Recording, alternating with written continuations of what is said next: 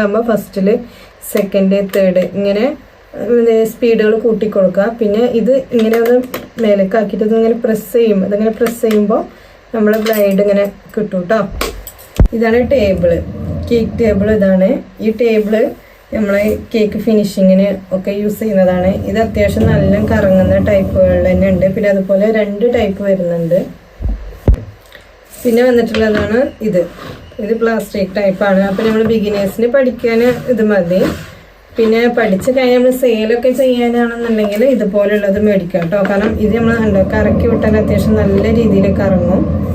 ഇതിൽ നമുക്ക് നല്ല ഫിനിഷിങ്ങിൽ എന്ത് ചെയ്യാം, നമ്മൾ കേക്ക് ഫിനിഷ് ചെയ്തെടുക്കാം. ഉഷാറിൽ ഫിനിഷിങ് ആയിട്ട് കിട്ടും. ഇത് വന്നിട്ടുള്ളത് ഇതിങ്ങനെ കറങ്ങുമ്പോൾ അത്ര വലിയ കറങ്ങൂല. പക്ഷെ നമുക്ക് പഠിക്കാനല്ലേ എന്നുള്ളവർക്കൊക്കെ ഇത് മേടിച്ചാൽ മതി കേട്ടോ.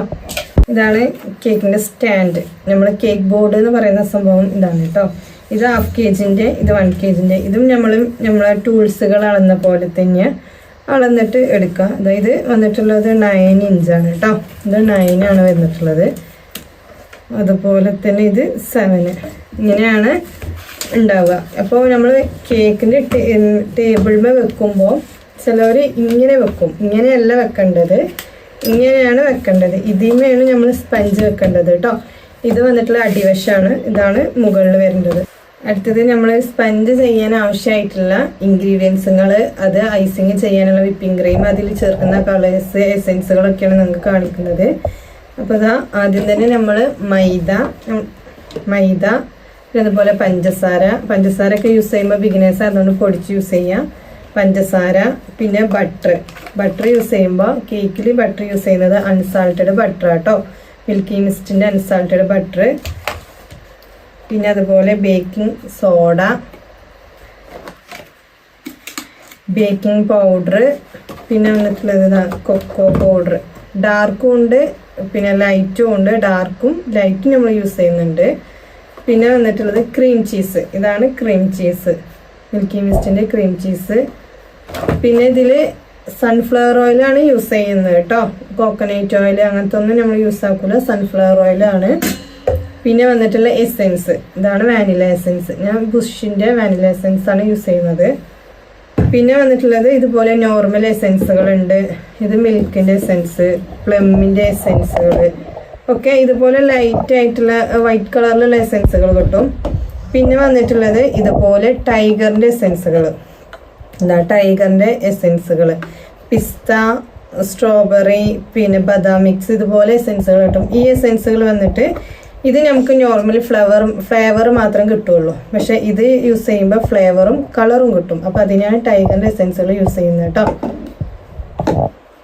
പിന്നെ വന്നിട്ടുള്ള ജെൽ കളേഴ്സ്, ഇതാണ് ജെൽ കളേഴ്സ്. കളറുകൾ യൂസ് ചെയ്യുമ്പോൾ ജെൽ കളേഴ്സിനെ യൂസ് ചെയ്യുക. കാരണം ക്രീമുകളിൽ ആഡ് ചെയ്യുമ്പോൾ ലൂസായിട്ടില്ല, ലിക്വിഡ് ആണെന്നുണ്ടെങ്കിൽ അത് ക്രീമുകൾ ലൂസായി പോകും. പിന്നെ കയ്യിൽ നമ്മൾ സ്പ്രെഡ് ആയാൽ അത് പോകുന്നില്ല. അപ്പോൾ അതുകൊണ്ട് ജെൽ കളേഴ്സ് ആകുമ്പോൾ നമുക്ക് നല്ലതാണ്. പിന്നെ വന്നിട്ടുള്ളത് ക്രീം, വിപ്പിംഗ് ക്രീം. ഇതാണ് വിപ്പിംഗ് ക്രീം. ഞാൻ യൂസ് ചെയ്യുന്നത് ഫിയോണ പ്രസ്റ്റീജ്. ഇത് രണ്ടും ബിഗിനേഴ്സിന് നല്ല രീതിയിൽ സ്റ്റിഫായി കിട്ടാനും നല്ല യൂസ് ആക്കാൻ പറ്റുന്ന ഒരു ക്രീമാണ് കേട്ടോ ഇത്. അപ്പം ഇത്രയാണ് നമ്മളൊരു കേക്ക് ചെയ്യാൻ വേണ്ടിയിട്ട് എടുക്കുന്നത്. പിന്നെ അതുപോലെ ചോക്ലേറ്റ് ബാറുകൾ, കോമ്പൗണ്ടുകൾ. ഇത് വൈറ്റ്, ഇത് ഡാർക്ക്. ഇതുപോലെ ചോക്ലേറ്റ് ബാറുകൾ കിട്ടും. പല കമ്പനി ഉണ്ട്, മെലോൻ്റെ കമ്പനിയൊക്കെ നല്ലതാണ് കേട്ടോ. അപ്പോൾ ഇതുപോലുള്ള ചോക്ലേറ്റ് ബാറുകൾ.